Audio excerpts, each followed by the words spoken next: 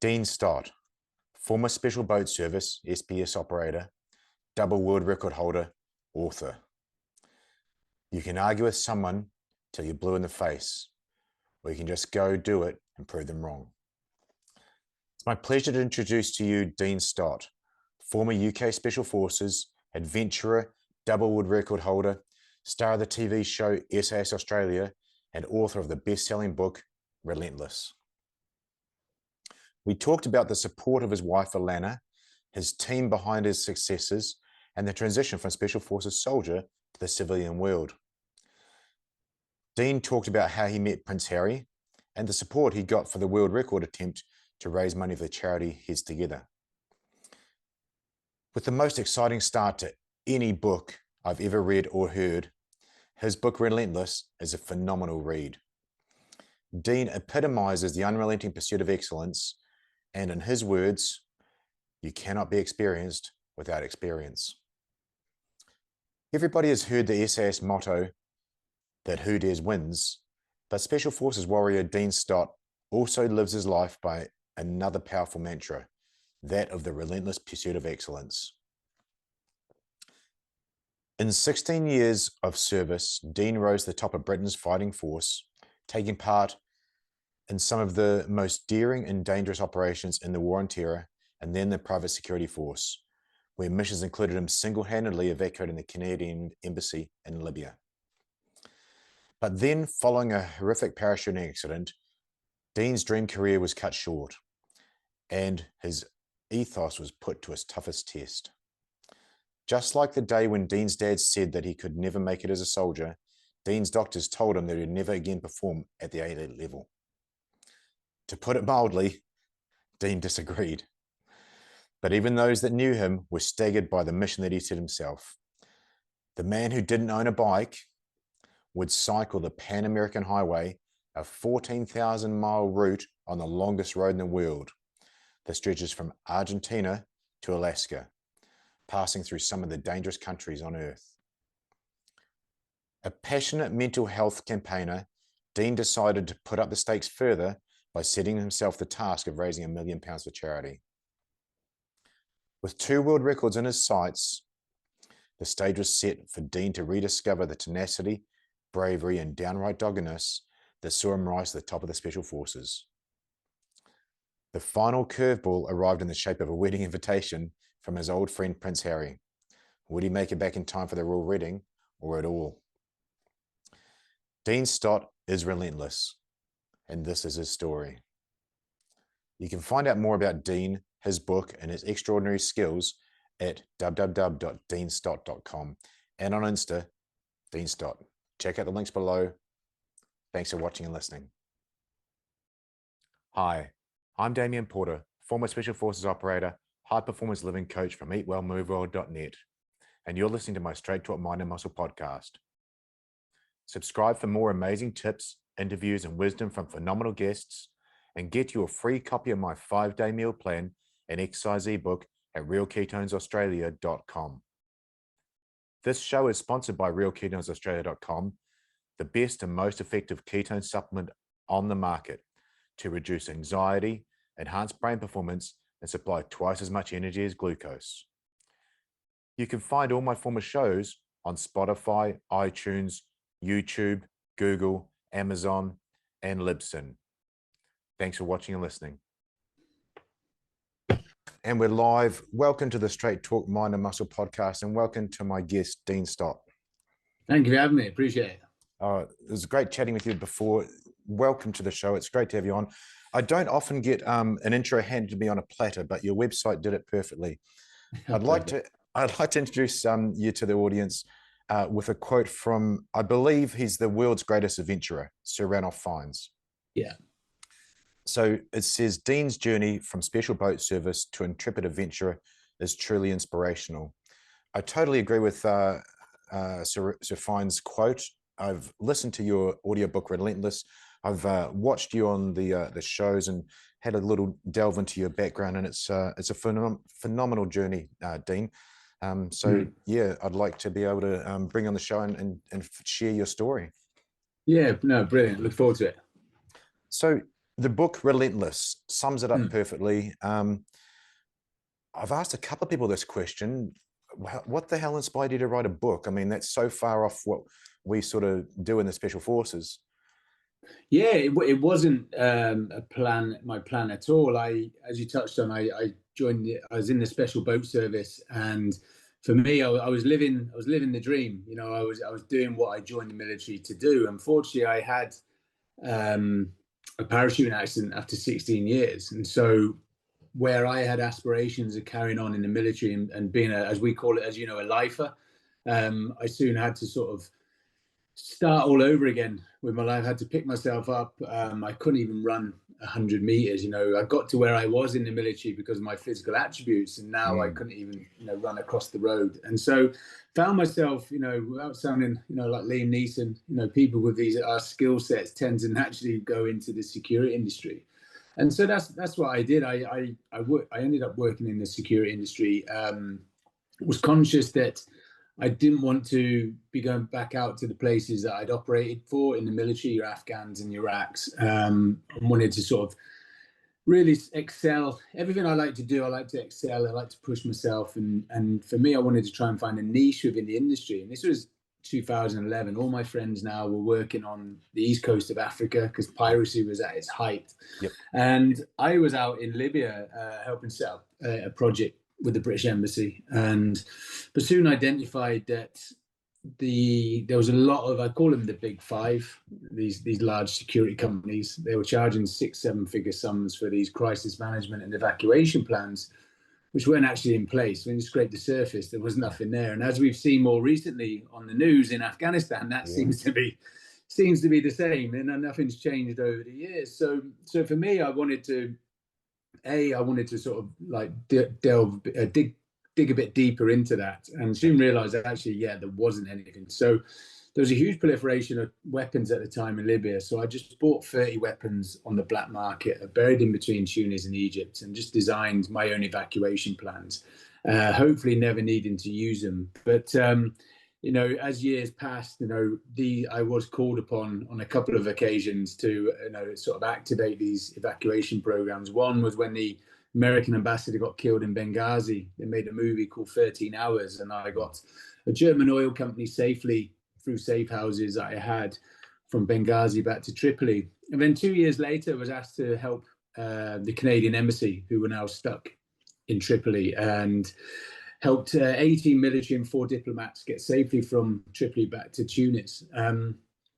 So for me, that was what I was doing. That was my new career now, and I left the military. When you're in the military, you only see what you see. When you're in the private security sector, you have a bit more scope.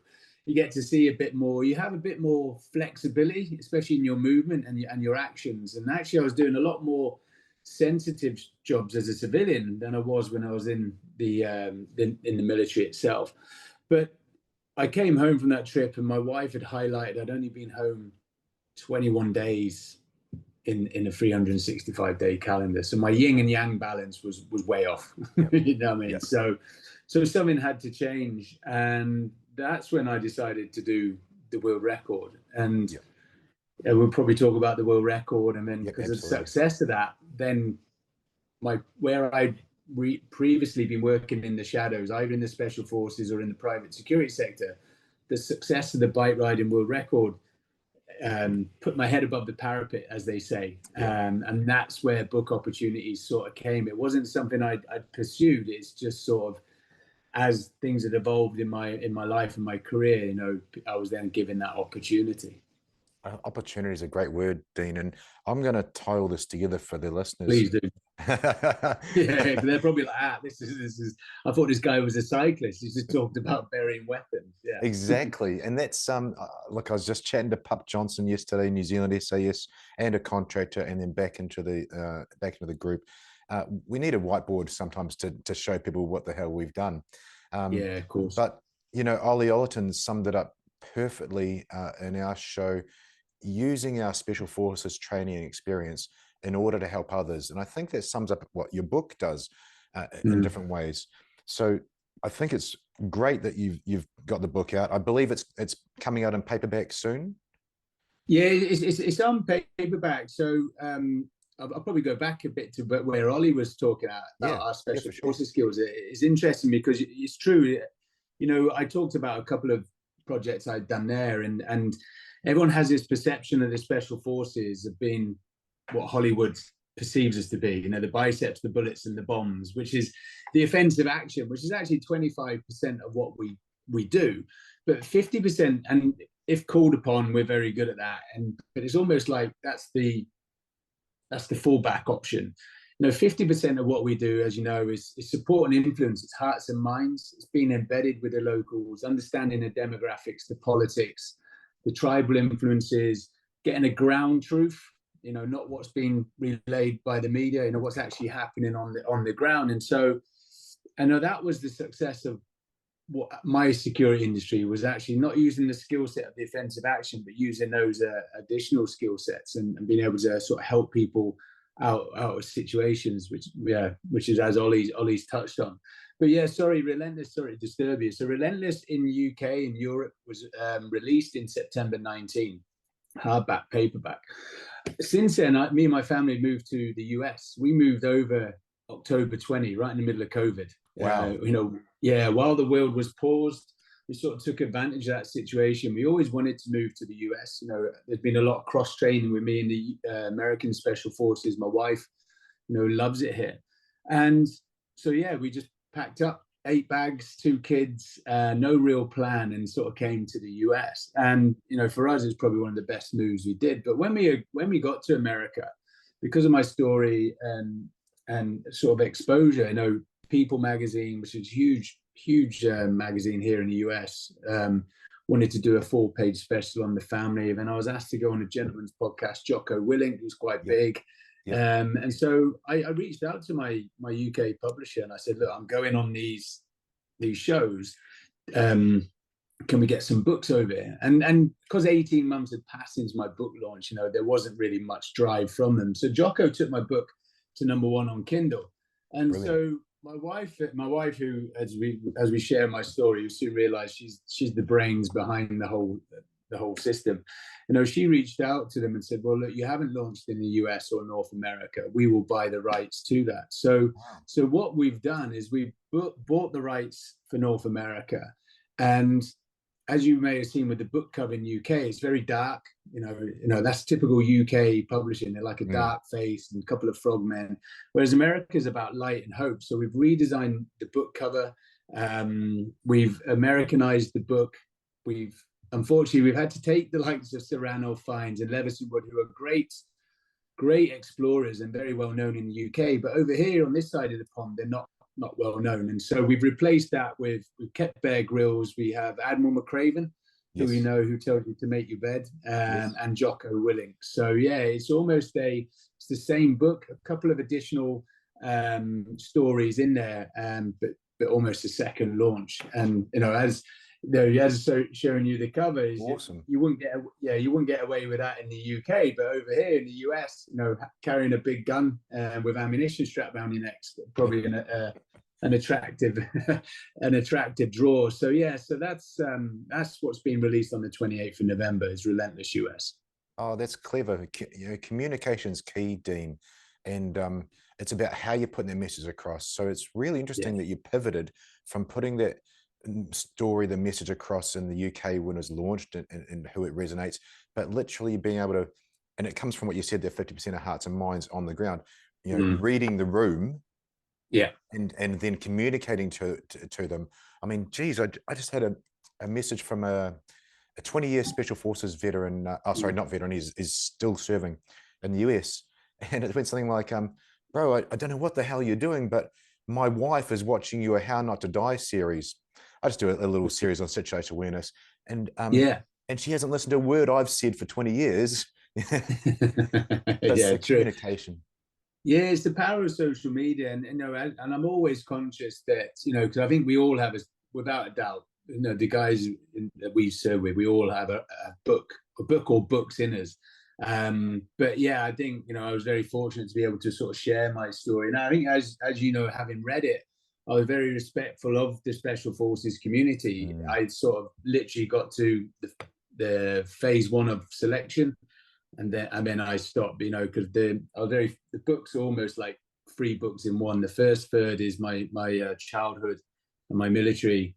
The middle phase is the security stuff, as we touched on, and then leads into the world record. So I was very fortunate. I had enough stories that I didn't have to delve into that SF community and sort of keep that where it was. Yeah, it was brilliant. It was riveting is the word that I would use. There was many times listening to the audiobook in the car. Many times I get to the destination and I keep it going. Oh God, I appreciate it. Yeah, no, it's a good one. I was sort of helped when I got the opportunity to write the book. If it was left down to me, we'd still be on chapter one. But I got introduced to various ghostwriters, and then I chose one, a guy called Geraint Jones, who is ex-military himself. So it made it easier, for him to understand what I was saying. Otherwise it'd just be full of anagrams. But yeah, he made the story flow, because I was always conscious of how my friends would watch it or how my friends would read it, and he's like, that 99% of these readers won't be your friends, and so he made it flow a lot easier. So I have to give him credit for that. Now, on that, I'm not sure if the tenets of the SBS are I'm sure they will be at heart, but the written tenets of New Zealand SAS, one of them is humor and humility. And you show that obviously just in your manner there, but the humility that you showed in the book, telling a story that you're shown here with Alana, your wife, to accept outside information, to be able to self-reflect and learn from those people, that person saying, well, actually, it's not your mates, it's going to be everybody else. So go this way. That's a sign of, that growth, I think, outside that military mindset. Yeah, no, it is, and when I do a lot of the sort of guest speaking, I talk about teams and things like that, and everyone sees like the person on the camera, but they don't see everything behind the scenes. For example, like I don't know whether I think it's about, for every SF operator to step off back of a helo or jump out a plane or go diving, it takes 7 other people you don't see. Seven was our number. Yeah, 7 was a number. 7 other people you don't see, and if one of them was unable to do their job, then we wouldn't be able to do our job. And so really it starts with everyone, whether that's in the special forces, whether it's as a civilian. I do a lot of guest speaking, as I said, and speak to some of these corporates, and it's from the woman who comes in the morning cleaning to the woman at night who comes in cleaning. Everyone is part of that team, and so for me, I do where I can. I like to sort of highlight that, and I'm very transparent in the fact I would not be able to do what I've done if it wasn't for certain people around me, and I think they need that sort of that kudos or to show them that respect as well, because and it's quite interesting. Me and my wife are looking at doing potentially something together, a podcast, but it's behind the scene, and you have like and seen as in SWEN, you see me, but actually none of it would be possible if it wasn't for the person behind. And actually, if you take a few famous people as examples, then look who's supporting them behind the scenes, you're like, okay, yeah, they're not doing it on their own. But I think humility is a big one, and humor is from I think our ethoses are exactly the same as your ethoses, without a doubt. I'm glad you brought that up, and it's literally it's down on number 6 for me. But Jess and I were talking about this morning, because I run think we need that sounding board of that most important person in our life, and Alana, your wife. It seems I've interviewed veterans as well as interviewing the top scientists in the world and sports people and so on. But for the SF world, the veterans that have got that good wife beside them, that good person beside them, or the good partner, seem to be really well grounded. And I interviewed Bob Keller, Delta Force, Keller Gamut Resolutions, I think it is. And I titled his show, "My Wife Didn't Sign Up for This." Because literally she's along for the ride. And I remember you saying in your audiobook a couple of quotes from your wife, and I was like, you're lucky, man. We're lucky that they stick around, and Yeah, if we can do that 1+1 = 3, that sum of the parts is greater, the whole greater than the whole, or something like that. Yeah, I think yeah, you're in no. a powerful place. No, and I am very fortunate in I had this conversation with someone, I think it was yesterday. We were talking about the transition, when you're getting out the military to that civilian. It's like, for me, it was like an identity crisis. Yeah. It was like, what is my role? How do I fit in society? The military are very good. They're like your mother, your father. They clothe you, they feed you, they pay you on time. I didn't know what council tax band I was paying, because I was just doing the job I loved. So normally when people transition, they really struggle. But thankfully for me, Alana sort of took those worries away from me. But you see, so for me, my transition, although I thought it was, I was still going through a hard time, was actually quite smooth compared to others that are turbulent. And I tend to find that those that are smooth have a good nucleus around them, as in their family, their wife and things like that. And those that are really turbulent are those that are probably going through hard times, because you have to remember as well, the wives have putting everything on hold. They're pretty much holding the fort all the time, where we go off around the world on our jollies or whatever. And so when it comes to the 22-year point, some wives are like, well, that's, now it's time for me. And as you know, and is that some you find out that actually a lot of them can't actually live together. You know what I mean? Yeah. So yeah, I am very fortunate in the fact that Alana, Dad, took that stresses away from me of leaving the military, but also knew that if she stopped me or slowed me down from what I was used to, then I wouldn't be a happy person. And so she actually, she's the brainchild behind a lot of these projects. She's the one that pushes me out the door. She's the one.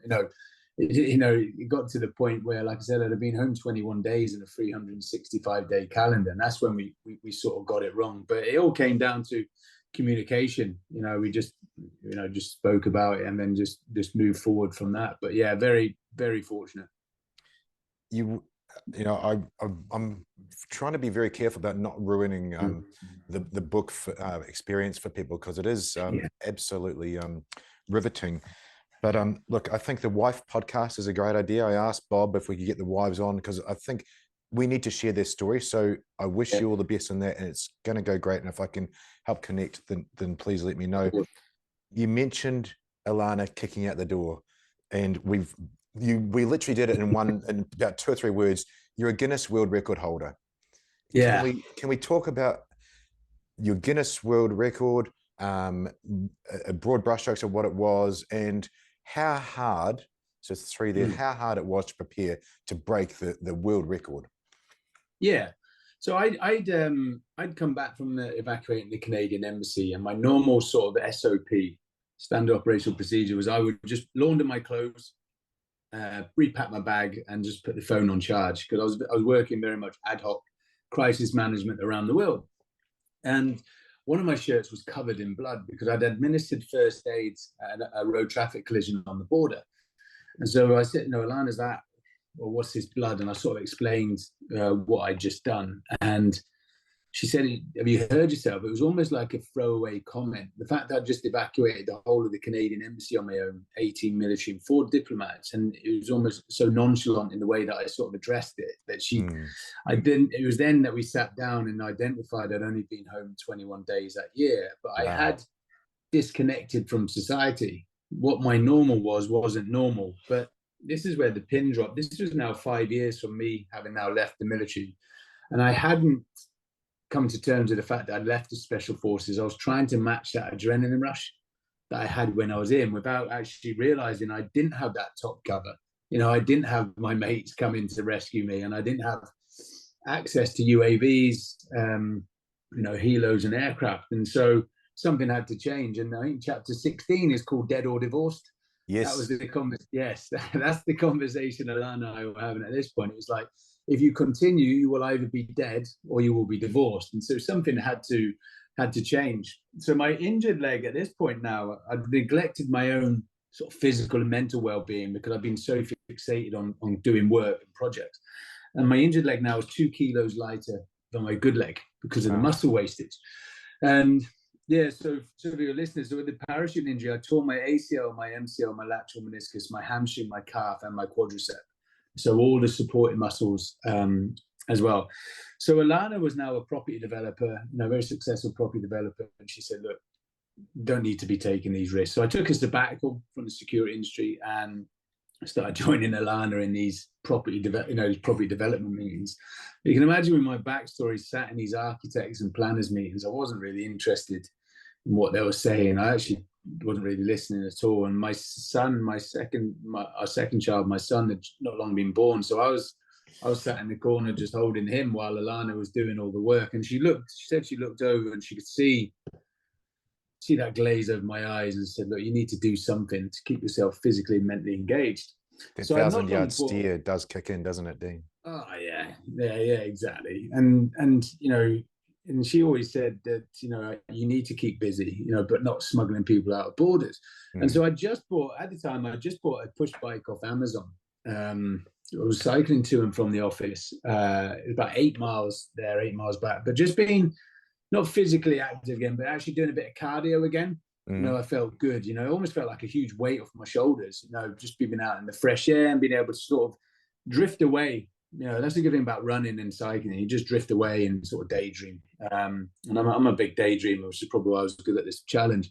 And so I said to Alana, she's like, "Right, you need to do something." And it was about a month before my 40th birthday, so I was getting I was having a midlife crisis, panicking. I don't know, what's my legacy? And I said, well, I've always fancied, I don't know whether you had it in New Zealand and in Australia, is the Guinness Book of Records. Every Christmas I'd get a book and I'd just be fascinated in all these amazing achievements. And so I said to Alana, I've always fancied doing a world record. And she said, well, what in? And I said, well, cycling seems to be good because it's not hampering me, the knee's not hurting, things like that.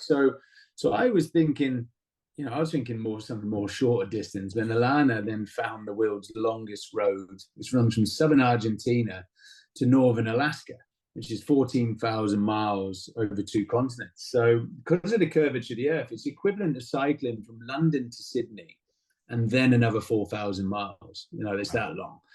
So it sounds quite arrogant. I never mean to sound arrogant at all, especially to the cycling community. Having only cycled 20 miles, I applied for the world record. I didn't know anything about cycling, but I sort of knew from my time in the military, my time in the private security, with a good plan. I knew from my time in special forces, mentally I had the capacity and the endurance. I just needed to sort of do it in a new discipline. And so, Guinness came back. The world record was 126 days when I applied for it. And then when they came back 6 weeks later, it had already been beaten by 8 days. And so the new world record was 118 days. And so, they came back and said, you've been successful on your application. Alana and I do a lot in the philanthropy sector, especially since leaving the military. So I was the SBS ambassador for Scotland. I'm an ambassador to Royal British Legion. I always like to give back where I can. And so now I had the challenge. I needed to find the campaign or raise awareness to something. So, name dropping massively now. I got partnered up with a famous royal member of the royal family on my JTAC course in 2007, Prince Harry. Oh, that's where it was. Yeah, that's it. Yeah, so we met on a JTAC course and we got partnered off before his first tour to Afghan. Right.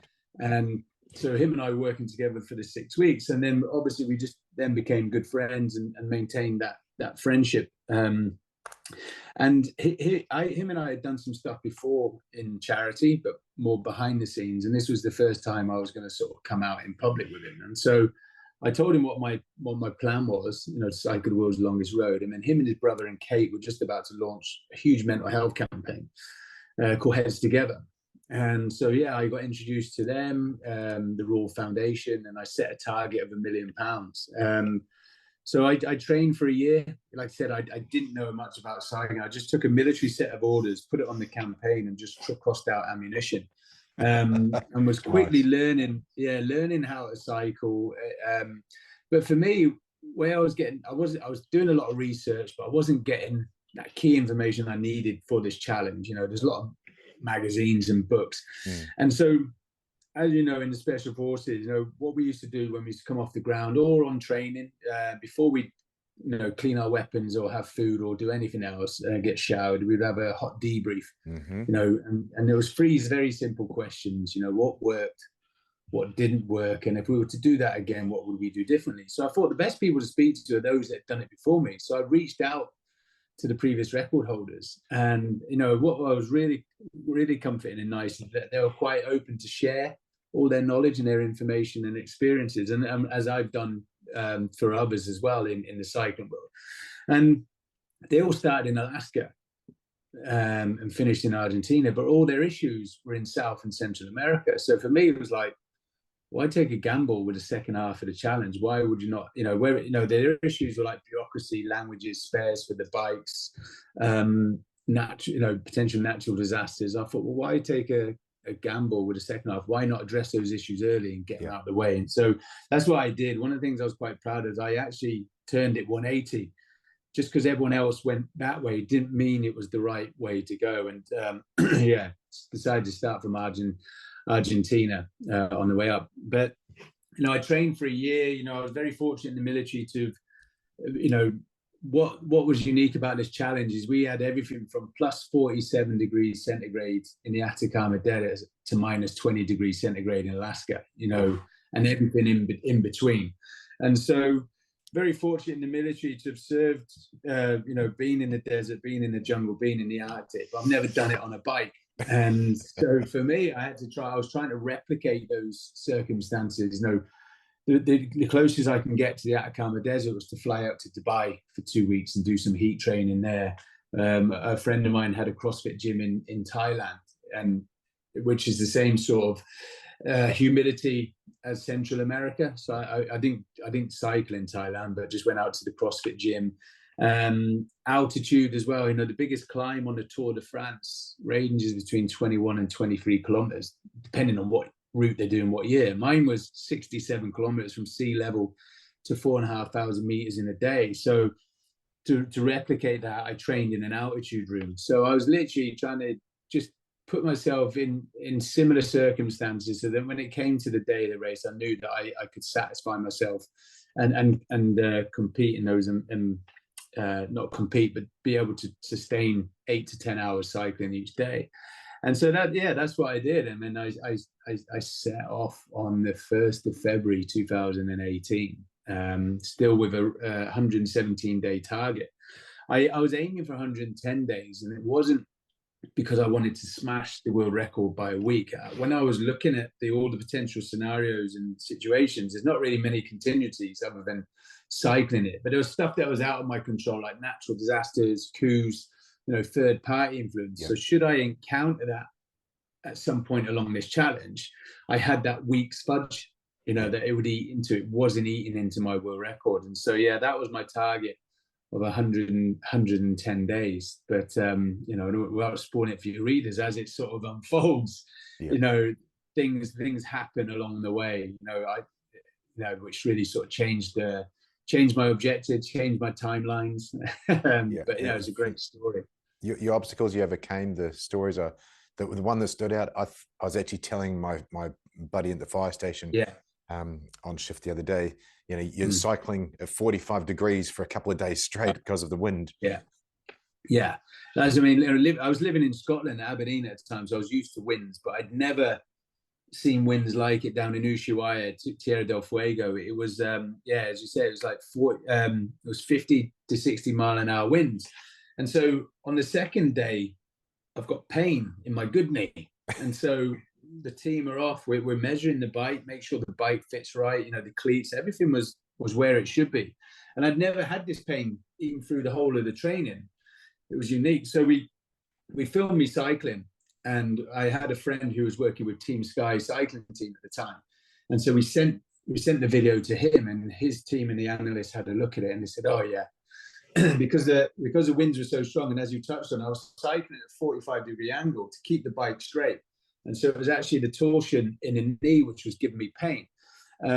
But 7 days later, when the wind subsided, the pain has subsided. But mentally, you can imagine on a 100+ day challenge, and already you're in pain and strapping your leg up. There's a lot going on inside your head. And look, every guest I have on, from the genre that you're in the Tier 1 Special Forces does the same thing. They gloss over that.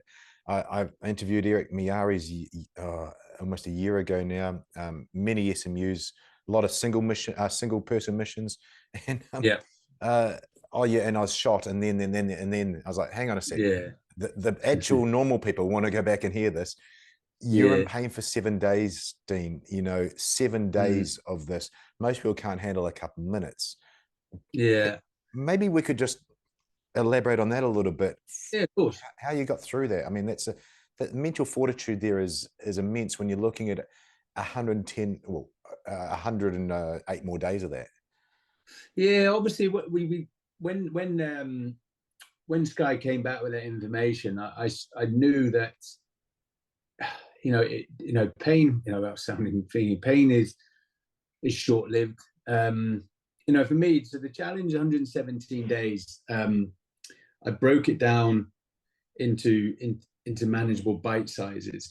I actually had the whole route planned out on GPS. What the information you can get now is amazing. We had it backed up on I call it the Oracle. Each day I knew we had 550 stages, and they ranged between 30 and 60 kilometers, and I knew every gradient on that road, every inch of that road. And sometimes having too much data is actually can mess with your head. But I never looked that far. I never even looked beyond the day that I was doing. So for me to manage, it's a bit like when we start selection. You start selection on day one, and 6 months time, if still there, you will get a beret and belt. But you're not looking at that. All you're looking at is, what do I need to do today to get here to be here tomorrow morning? And exactly. I've heard other people say that just look at the 2 feet in front of you. Don't look at the miles ahead. Just look at what's in front of you. So for me, I broke the 14,000 miles. I broke it into 14 countries, broke the countries into days, and broke the days into stages. And so nutrition was going to be key on this. It was almost like a polar expedition. I was losing weight from the moment I started to the day that I finished. I started the challenge weighing 90 kilos and finished at 78 kilos. So there was no way I was burning 9 to 12,000 calories a day, and your body can only consume 7,000 through food. So the rest was coming through liquid. So I was never be able to put on weight, however much I ate. And so I knew nutrition was key. So I would have a huge breakfast in the morning, and then I would just get on the bike, and I would just cycle as fast as I could for 2 to 2.5 hours. And for the cyclists out there, they'll know that when they do a ride at home, it tends to be a loop, to get back home. So at some point they're going to have a headwind, at some point they're going to have a tailwind. For me, if I had a headwind, it was a headwind all day. If I had a tailwind, it was a tailwind all day. So that first 2.5 hours would give me my average speed for the day, which is great. And then I was just quite disciplined in my timings. I'd get off the bike, have some food and water, and then I was back on that bike in 30 minutes. And all I would then do is I would look at the next 2 hours. I wouldn't look at that afternoon. I wouldn't look at tomorrow. I wouldn't look at next week. So in my head, mentally, I was only doing 4 training rides a day. And before you know it, you've done a day, you've done a week, country, you've broken one of the world records, and you go on. But where I was sort of coping is I made sure at the end of the day, I was where I should be. Because I see other people doing challenges, and they're like, well, I'm 10 miles behind today, but what I'll do is I'll catch that up tomorrow.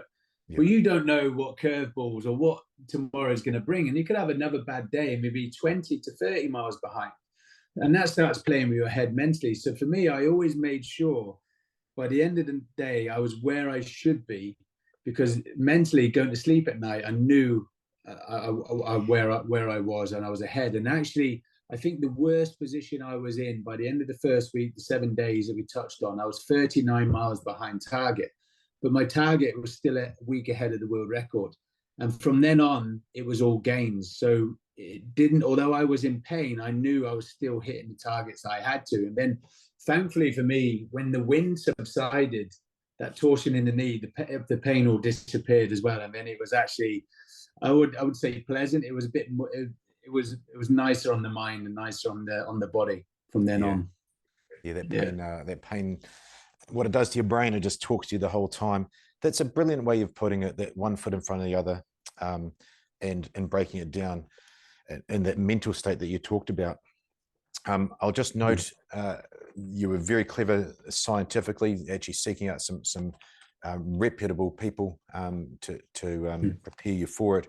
And then on that pole, you likened to a polar expedition, back to the start with Ranulph Fiennes. I read his and John Strode's book over 20 years ago, and they did the same thing. They were crossing Antarctica, pulling sleds. You're probably aware of it. And they lost 20 to 25 kilos each. They were literally drinking olive oil soup to try and get the calories up. Yeah, I think olive oil. I think if you have olive oil or castor oil to your water bottle, adds another 200 calories. But I didn't fancy doing that. And it's quite interesting about the nutrition, because when I was doing the planning, it was very easy back in the UK to say, right, this is your nutrition plan. But actually, when we got out there, it was whatever was available. So down at the bottom of Argentina, it was ham and cheese, or cheese and ham baguettes. That was it. And every border crossing we went to, the border were taking all our food from us. Oh, and wow! So we were having, so we were having to just buy whatever was available to us. And when we got to Chile, it was chicken and rice. And so, two gentlemen I met who had the South America record, I met them in Dubai, and they said, you will get food poisoning at some point on this challenge, but know that you can still cycle with food poisoning.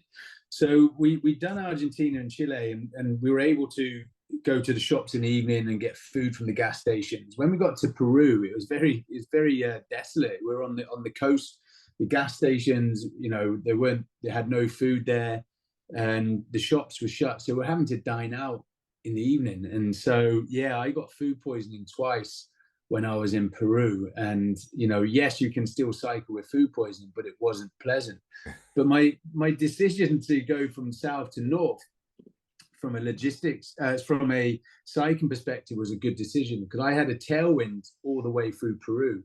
So that's 2,500 kilometers of tailwind. So although I had food poisoning, the cycling wasn't as laborious. I wasn't putting as much effort in.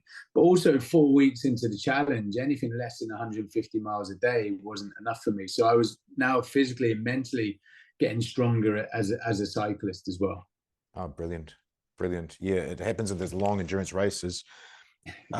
You touched on how helpful and receptive, and a few other adjectives you used, of the other world record holders there were of you. You're now the third world record holder I've interviewed. Brad Kearns last week that published Guinness World Record holder in speed golfing. I think it's cool.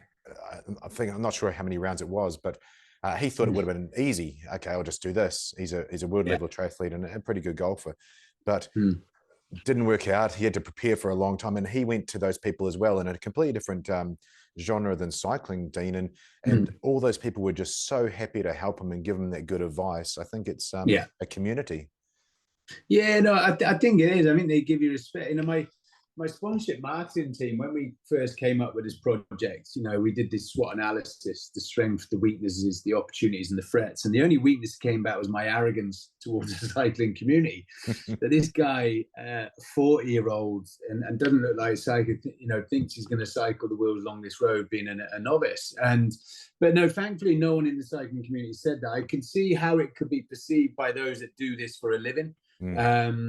But then I proved that wrong. Then when I did actually reach out to them, and they're more than happy to share, because that's the thing with these world records. They're there to be broken. You set the benchmark for the next person, and I think the luxury I sort of have is, I've dipped my toe. I still call myself a novice cycling. I've dipped my toe in it. I've enjoyed it, and I'm now gonna dip my toe in another discipline. So whereas some of these guys, that's what they've been doing all their life, they are endurance cyclists. Where for me, I'm just having a little period of time in that world, and then I'll move off. But sort of taking something from each experience, and then helps me with the next discipline.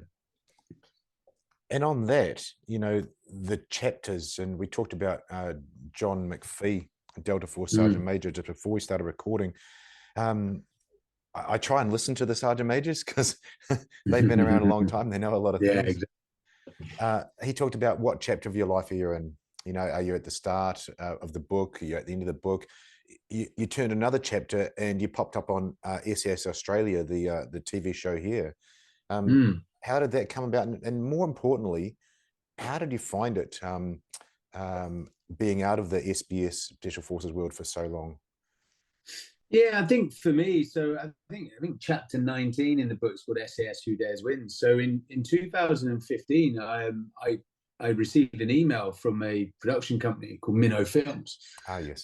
And a guy, Andrew Slater, flew up to Scotland. He said, look, this is a show we're looking at doing. It wasn't called SAS Who Dares Wins at the time. It was called Selection. And he said, look, we're looking at putting this show together. We've interviewed a few guys, but your name keeps coming up. And I was like, okay.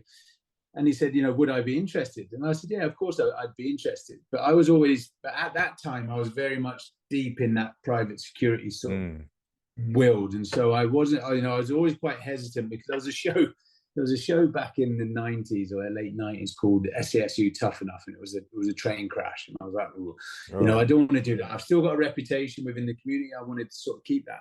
And so, but I had a couple of other friends, Foxy, who went on to do the show. Foxy had openly talks about his post-traumatic stress, so he couldn't work in the security industry.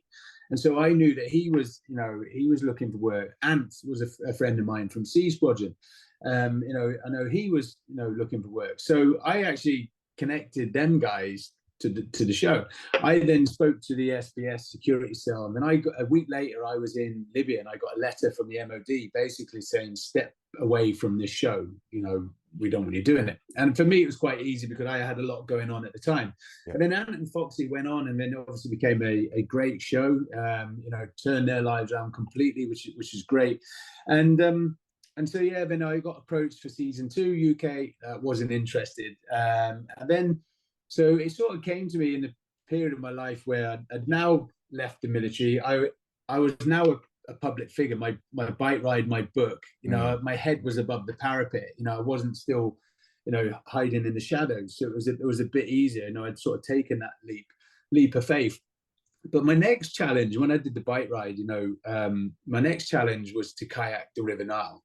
Wow. I like to take it's the world's longest river, and it's never been done before. So I want to take another discipline and and everything I learned into that. COVID hit, which obviously sort of scuppered the plans there. But then I then started putting the planning again together on that. But when I was chatting to some of the sponsors, and when I was chatting to some of the networks, they love the idea. They all love it.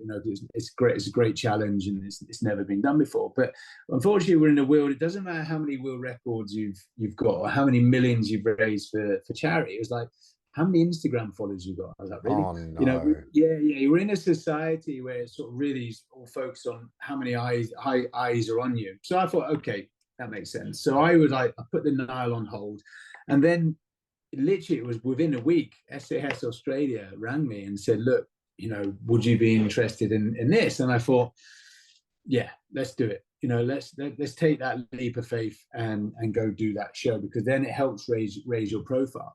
And then since that, I'm now working on let me get the wording right, because I've got to be, it's quite sensitive, this one, I'm under embargo, but it's very exciting. I'm now working on, where is it? Sorry, here we go. On a new factual series about elite forces around the world for a major streamer. So that's as much as I can say on that. So, nice. Which is, for me, is going to be bigger than SAS Australia. And so my sort of focus is the book, doing those TV things. Because then for me then with the Nile is, what I can then do is, once you have that exposure and people know who you are and what you're about, is like say, well, this is the Nile. Who's now interested in the Nile? Yeah. But from a philanthropy side, especially a fundraising element of it, if you have more followers, if you have more eyes on you, then you generate more for the charities as well. So it does work hand in hand. So that was why I decided to do SAS Australia, because a lot of my friends did reach out and like, you've turned it down for so often. Why now? And it's literally because I understand that exposure, along with what I'm doing, will help project the next challenge. I can't believe I'm literally saying about it. A guy interviewed yesterday again, Pup Johnson, New Zealand SAS. We don't put our heads above the parapets. We don't put ourselves in the limelight. Now, he reached out to me because he's doing some phenomenal work using essentially outward bound um, work for bettering young soldiers, bettering people, and really trying to raise toughness and resilience in them that current society is not doing well. We don't blame the people. We just go, well, it's the modern world. Yeah. But the humility that people like you and him show in order to achieve the mission, in order to achieve that greater good, as you say, if your profile's bigger, it's not because you want the Instagram likes. No. But people are going to get eyes on you, and now he's raising money for this going down the Nile. Yeah. He's raising money with Prince Harry for cycling the longest road in the world. It's really a big brain shift. I can see why your friends rang you up and wanted to find out where you're at. How was it received once they realized the why behind it, Dean? Yeah, I think for me, especially within the community, because they all knew I had the opportunity from day one to go do the show as chief instructor, and then go down that route. And I hadn't chosen that route, and continue to do the security stuff. The bike ride was a big one for me. The fact that when I spoke to the MOD disclosure and talked about it, I said, look, I'm just about to do this. My head's about to go above the parapet, and they're like, no, but you're doing it for the good. You're putting the military in a good light as well. And so that really helped before I went on that show, if that makes sense. It's like, well, people sort of knew the backstory, but the lads, and you can't take anything away from the lads. The lads have done well with the show. It's helped recruiting. So it depends who you speak to. But for me, I'm very excited on this new project that I'm working on. It's very much within my lane, and excited when that comes out next year as well. I can see, I mean, again, I can't believe that I'm in this position as a podcaster or a host. I'm really just a shooter and a fireman at heart. No. But I'm thinking so far ahead. But as you say about the new project, which I was unaware of, your communication style, I think, will be so successful. I'm aware of SEALs that have tried to do that. I'm aware of, well, Chris Ryan, obviously, tried to do with a short series, but the way you communicate, and that's why I'm going to come back to SAS Australia, asking you how you found the show, because your communication style was very different than the other lads. And we're all individuals in the Special Forces. But how did you find it going into that military sort of style after having so much time away from it and just contracting? Yeah, I think, I'd say even though when I was contracting, I was doing a lot of military training as well, so I trained the Kurdish Special Forces, trained MARSOC. So I was still in and out of that world, with the characters on the show, there's also a fine line on TV between authenticity and entertainment, what I mean? And it tends to sway towards the entertainment side.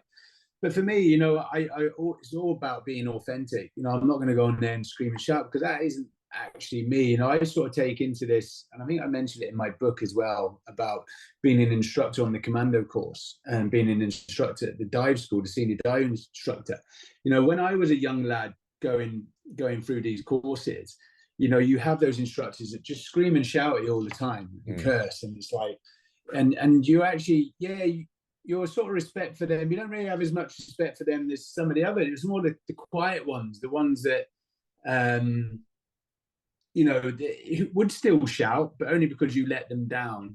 You know what I mean? So I was always conscious when I then became an instructor on the commando course and the senior dive instructor, that I wasn't one of those instructors to come out and just gets nothing, is non-responsive from the group. I actually feel you get more back from your recruits if you are relatable, if you can communicate well with them as well. But don't get me wrong, if they messed up, it'd be worse than, they'd wish they had Ant back in the room, you know what I mean? But they feel like they'd let you down. And so there's just different ways of instruction, and mine was very different from the other guys. It was very much, and I think I did see someone the other day, it was, cool as a cucumber and things like that. So yeah, I also feel as well, especially with that show, because the way like Ant and Ollie, they really go into them, is that the students need a respite. You know what I mean? They need someone that they can sort of relax with as well. So it's just playing off each other's strengths on that one. Yeah. So I went in very authentic, and I didn't go in screaming and shouting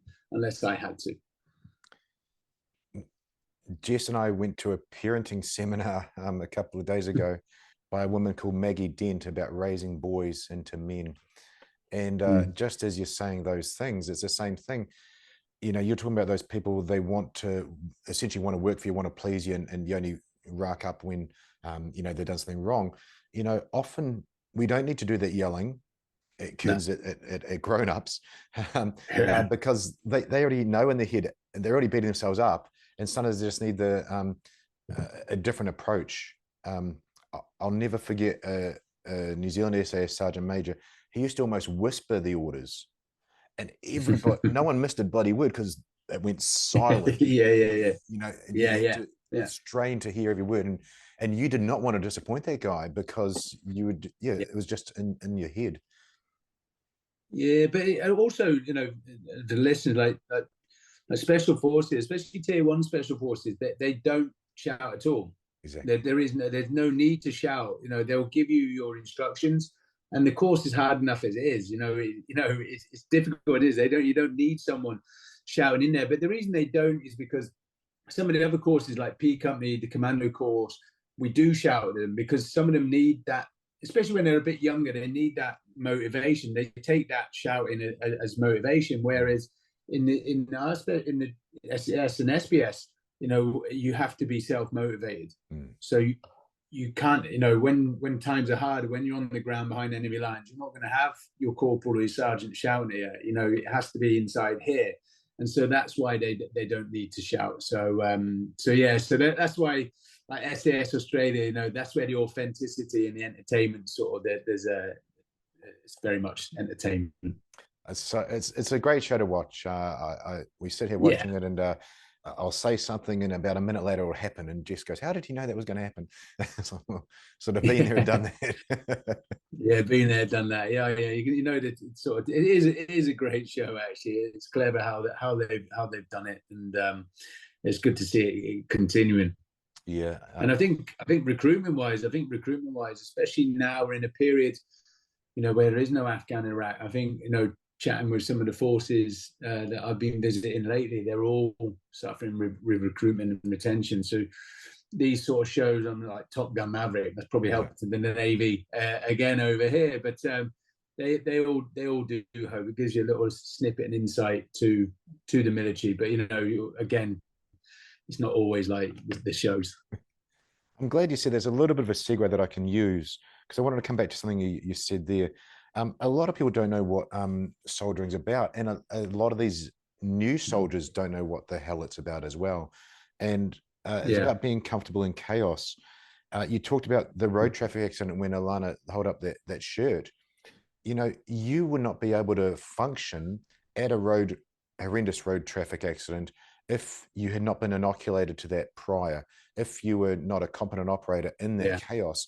But the benefit of it, I mean, you talked at the start about, you know, us going around getting our jollies on in their tours and things, but our job is to be comfortable in chaos in order to help others at the end of the day. It's true. Yeah, it's true. We're sort of trained and indoctrinated that for us, chaos is just normal, and because if we all acted like a chicken with its head ripped off, I always use that phrase as an officer with a map, but you know, if we all acted like that, then you know, nothing would be done. And so I think, you know, you can't be experienced without experiences is a great phrase I've heard. And so everything you've learned in your military, and you know, and you see how other people's act, how they act, how, you know, I talked about earlier about instructors. You know, I was almost a sponge when I was in the military.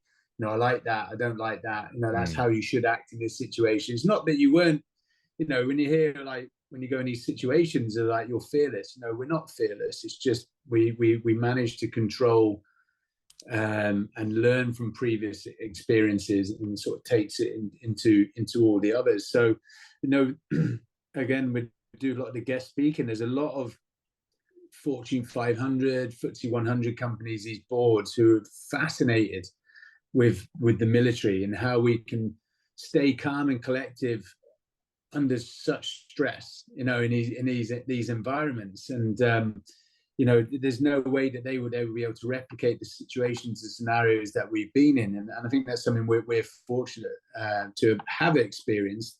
And and I think the more times you get exposure and experience to that, the calmer you then become. I always try and remember my first contact, and compared to a few contacts later, and it's night and day. Yeah, it's like, okay, yeah, this is the norm. But yeah, like I said, my wife sort of says these things like, I can be the most calmest, you could be dropping bombs, lads losing limbs, and I'm very chill. But if you beat your horn at me at the traffic lights, it's like, how does that affect you? And then all this doesn't, and it's just okay. Because I think I know that is that's preventable. That person didn't need to beat that horn. That's man-made. Whereas some of these situations we go into is like, yeah, it is what it is. You can't control the uncontrollable. Which is the flip side to Ollie's quote, which was brilliant for anyone listening, stress-wise. Control the controllables. Yeah, control the controllables, and you can't control the uncontrollable. Yeah. So the guy beeping his horn, that's controlling the controllable. Exactly. No, but it's true, and I think that's what it is. I've been asked before, if you were to speak to Dean of 16, just about to join the military, is there anything you would change? And I said, no, I wouldn't change anything, because I wouldn't be here. I wouldn't have carved out the person I was without having to go with those ups and downs and those successes and those failures. So yeah, it's all good. And the military is great in giving it that exposure. It really is. That I said it on a couple of shows now. I can't thank the unit enough for making me the man I am, or giving me the opportunity to progress where I am. I'm just going to go back to one point on transition, and then I'd like to sum up sort of where you're at now. You mentioned transition. Now, when we're in the army, that sort of just meant, oh, okay, we're going to leave here, and the next day we're going to have a job here, and that's the transition done. Yeah, that's not really how it works. It's not linear. No. You said yours, was fairly smooth, but it still had its ups and downs. Is there anything that any wisdom you'd like to impart to the people listening about transition out of the military? Yeah, I think, I love this subject. I do a lot of helping with guys when they and girls when they're transitioning. I don't think you ever transition. I don't mean you ever transition. You're always transitioning. For me, I didn't have that luxury of, I don't know what you guys do in your forces, that, as you're coming up to the end of your career, you've got these 2 years of career transition workshops and things like that. And so I didn't get the opportunity to do any of them. But I have friends who are looking at leaving, and they're like, oh, and I've done some dinners, and they've sat down with these guys and civilians, successful London businessmen, and like, well, I can't do what you do. I haven't got a degree. And I'm like, you don't need the degree. I think we underestimate ourselves and the skill sets and that we have when we're getting out. Yes, we don't have a PhD. Yes, we don't have a doctorate, but we have all these other experiences. So when you're getting out, you're actually ahead of where your peers are when you get out.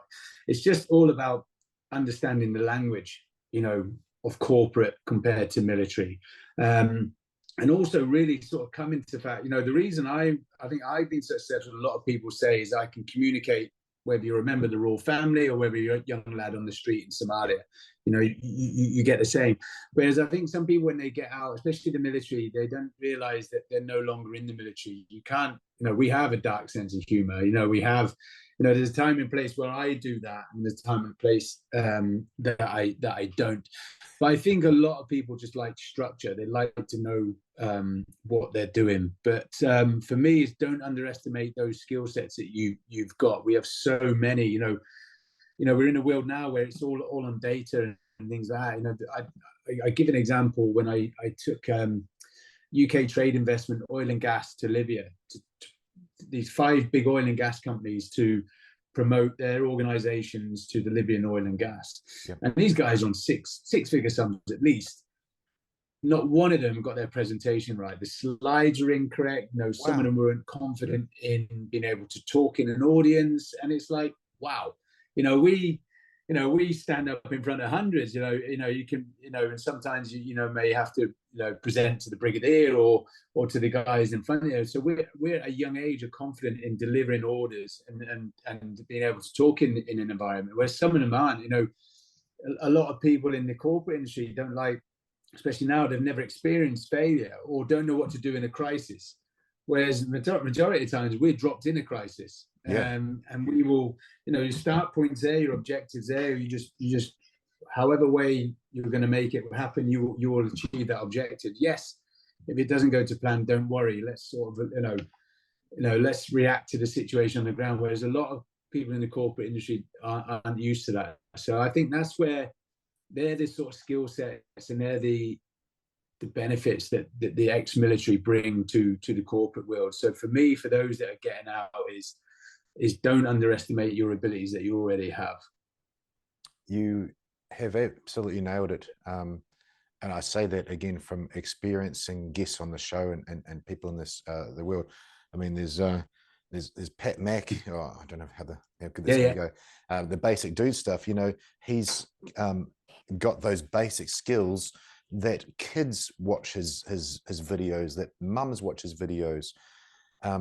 Commander Joe Duturi, SOCOM Navy, he was the diving officer, but when he got out, he became a doctor and a professor.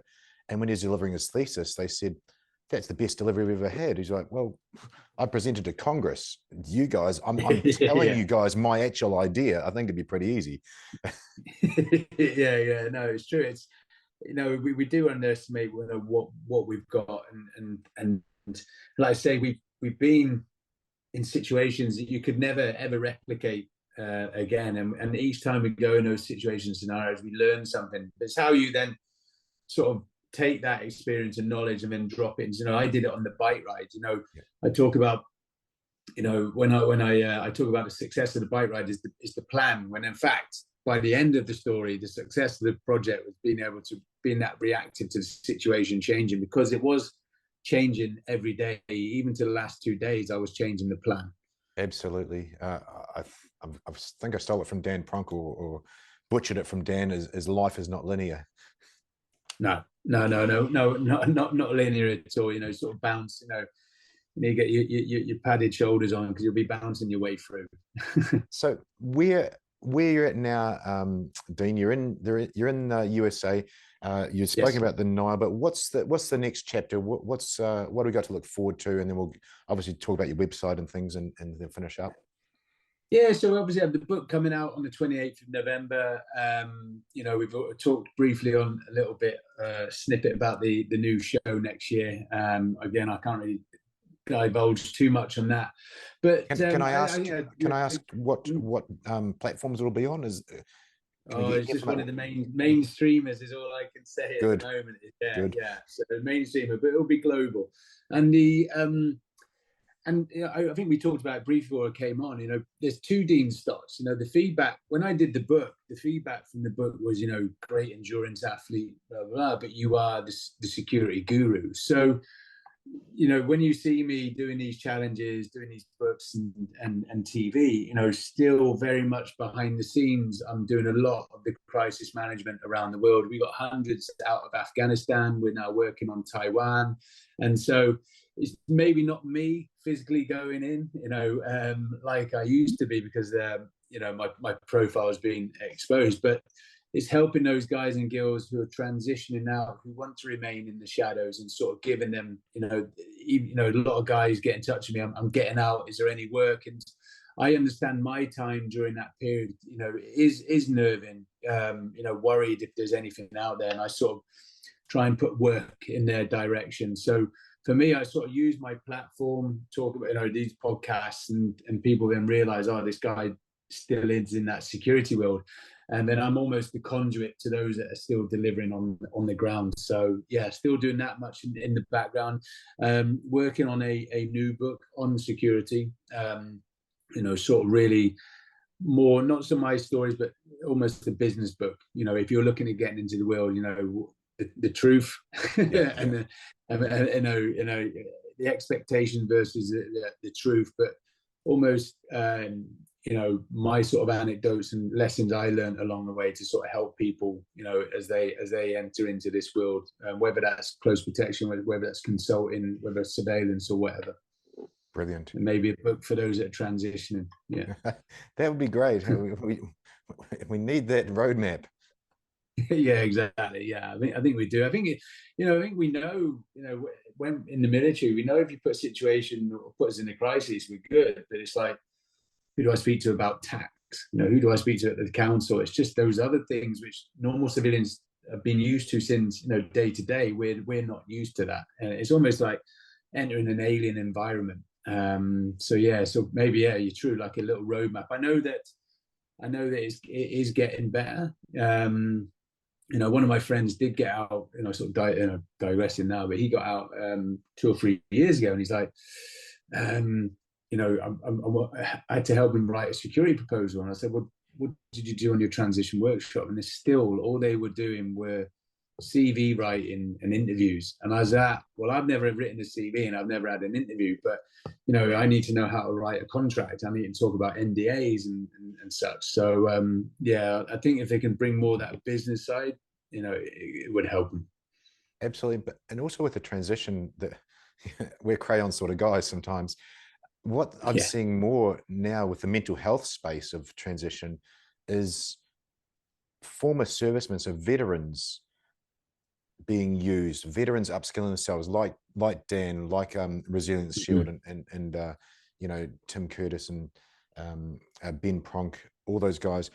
We're gravitating towards them, and I can't remember. I was really trying to rack my brains. Some experts were saying that's where the mental health space is going to come from for veterans and PTS. The people like us that have been through it and come out the other side and are going to assist, because we're not going to those civilian psychologists often can't speak our language. They haven't been where Yeah. we've been. So even with you literally going, here's the business plan, the people who've been through that and out the other side, I think they're more powerful to speak to the serving and coming out transitioning military members.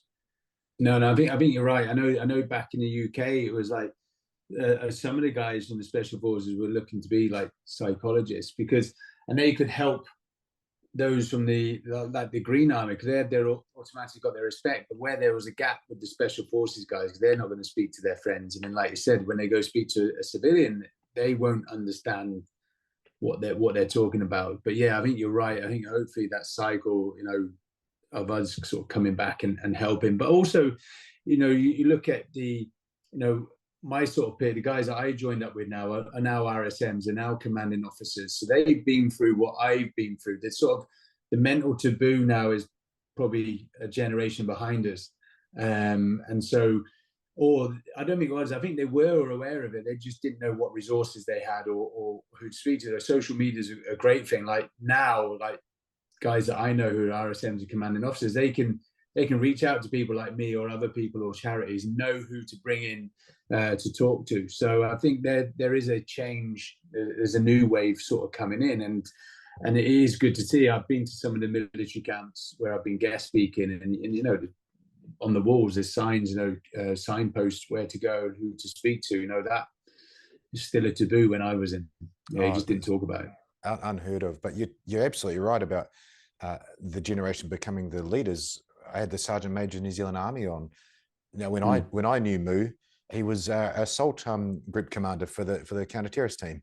Now he's Yeah. a sergeant, and now he's the sergeant. He's the sergeant major of the army, and it was a phenomenal speaking to him and finding out the direction and the things he's wanting to improve, especially from a special forces mindset of humility and brook no sense of class, and let's just get that end product there for the people. Yeah. Look, I think hopefully I've done your service going through things there, and more importantly, I hope that somebody's got something out of this that's helped them go forward. If they'd like to get a hold of you, Dean, or find out more, obviously with the show notes, but for those people listening, where do you go? So yeah, I have a website which is www.deanstott.com. But you can also reach out to me on Instagram and Facebook and Twitter. You know, I'm not in a position where I employ anyone to do my social media, so your DMs will come straight to me, and that's still an area I'm trying to get my head around. As you know, social media was a taboo when we were in. You know, I think I Yeah, was AKA Billy Hot Rocks, and now I'm actually Dean Stott. So yeah, so you can reach me on any of those platforms or the website. brilliant. Look, I want to say thank you.